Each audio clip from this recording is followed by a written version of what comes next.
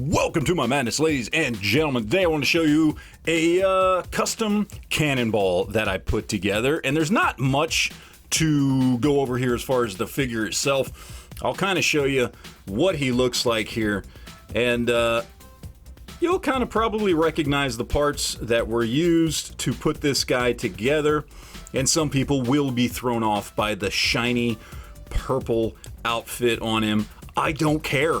I like it. I love this color purple, and I think it worked well. And, you know, he's not got the traditional X-Force era look to him, mostly with the pants. I'll explain why, and that's obviously because I had to redo the entire lower torso because this was the Wendigo Wave Cannonball. You know, the half-a-figure version of Cannonball that just came with a blast effect for the lower legs. Now, why go through the trouble of doing this as opposed to, I don't know, let's say getting the Cannonball that actually is complete from the X-Force 3-pack? Well, good question, you might ask. That's because that's fucking retardedly expensive. That's why. That 3-pack sells for over $200, and if you can find just the Cannonball loose by himself, which I actually, right before making this video, looked to see if I could even find him on eBay or Mercari, and I couldn't. Like, nobody had just that version of Cannonball with the legs loose for sale. So even if you do find him, he usually goes for $100 or so just for that Cannonball. He's the most sought after figure in that 3-pack because of the fact that the only other time Hasbro has released him, he was only half a figure, just, you know, upper torso and arms. So a lot of people have wanted to do kind of a, you know, 90s X-Force version of him. I wanted to do one. I'm not paying over $100 for that figure or $200 to $250 for that 3-pack. Well, it's a great 3-pack. There's no way in hell it's worth that much money. So I finally went ahead and put one together myself. And right now on Amazon, you can get that Wendigo Wave Cannonball for $12. So that's what I did. I picked him up. He was $12 and I went, you know what? I'm going to figure out a way to make this work as a complete figure.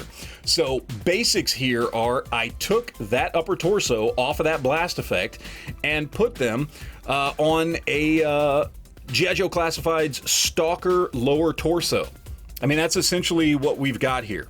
Now, there was obviously some finagling that had to go on here to get those two things to work together. And I'm going to show you some pictures on the screen here of what I actually had to do. So basically the way this thing comes is there is a peg coming out of the bottom of the torso that plugs into that blast effect. So what I did was I took the Stalker lower torso, I basically cut off the peg that comes out of that crotch piece from Stalker, and then I dremeled a hole into that crotch piece, and then I cut out the peg hole from the blast effect itself that the upper torso plugs into just like it's a Build-A-Figure piece.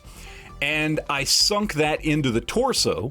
I then filled it in with, filled it in with JB Weld, essentially, is what I used.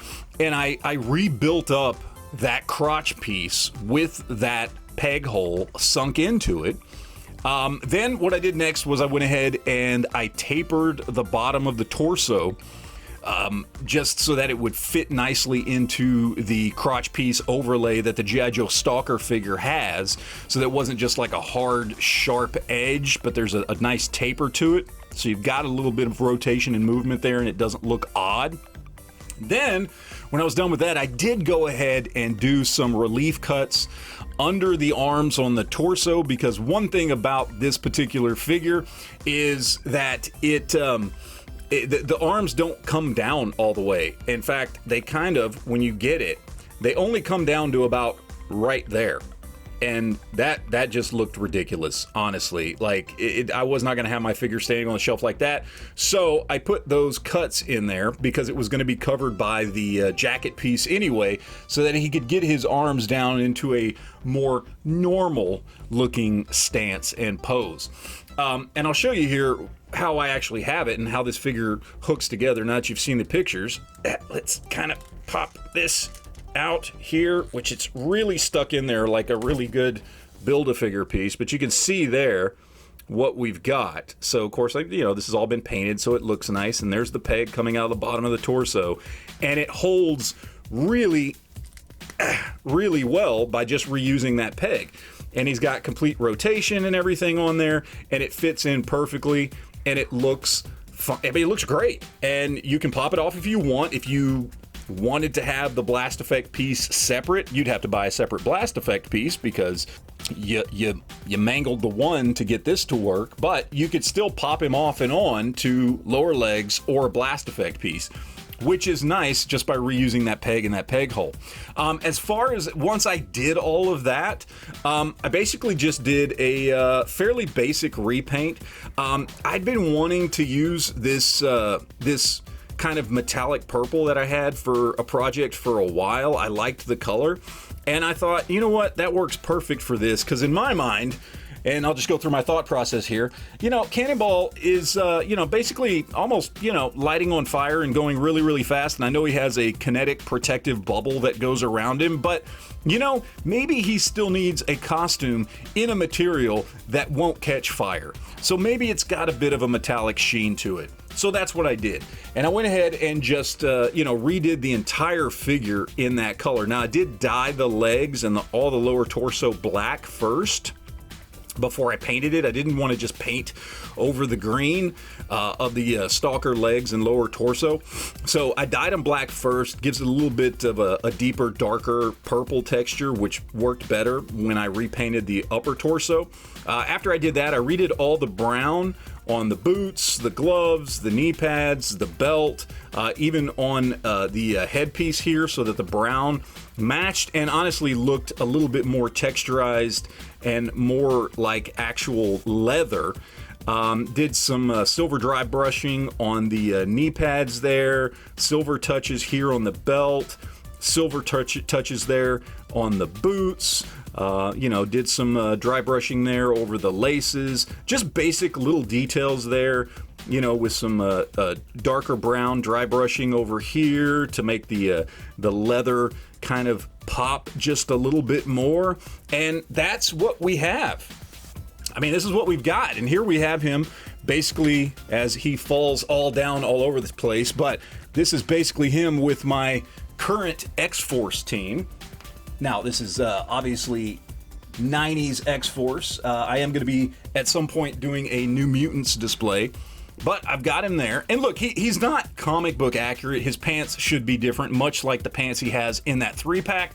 But as far as just having still a very immediately recognizable, good-looking Cannonball with just a bit of my own flair to it, I think it works great. And again, this is a $12 figure.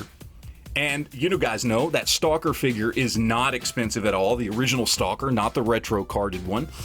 You can pick him up cheap, or you may, if you collect G.I. Joe Classifieds, already have one already. But even if you had to go buy 2 figures to do this, you're going to spend $12 on this figure, and you can find that Stalker figure for about $10 all over eBay loose, that you can take that and cannibalize it. You're talking $22 there, plus a little bit of JB Weld or whatever filler you want to use to really secure that peg hole in there. You know, I've got less than $30 materials and all into this figure, and that is a much, much, much better deal than either the $200 to $250 3-pack, or even just finding him alone at around $100. $30, and I've got a pretty damn cool Cannonball here, and I'm very, very happy with it. So anyway, that is it, guys. Let me know in the comment section down below what you think. I appreciate, as always, every time you guys watch, and always remember to enjoy your collection.